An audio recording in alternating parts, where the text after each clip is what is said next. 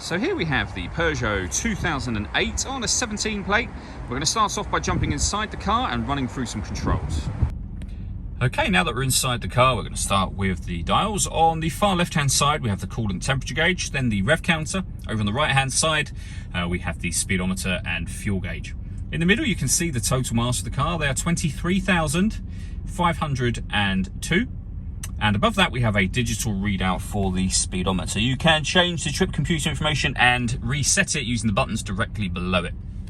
If we back out to the steering wheel, on the left-hand side, we have stereo controls, which continue over on the right-hand side, along with phone controls, as you can see. The phone controls can only be used after you pair the phone up to the car, and that is done over on the touchscreen just here. So hit the menu button.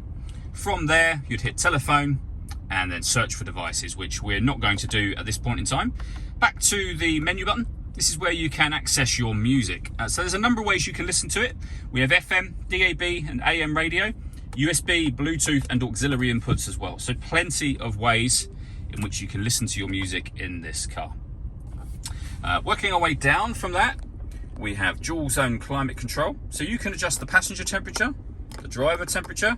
You can increase and decrease the fan speed. You can determine what direction you'd like the air to be distributed in. And when you're happy with those settings, the air conditioning is on at the minute, so that's off, back on again. Or hit auto. The car will now maintain those temperatures by taking full control of the fan speed and the direction of the air for you. Any manual adjustment will override it straight away, and you can see auto has now gone off. You can put it back on whatever setting you want it on here. Below that, we have USB and auxiliary inputs for your music, and then a 12-volt charging socket, a couple of cup holders, and then a 5-speed manual gearbox.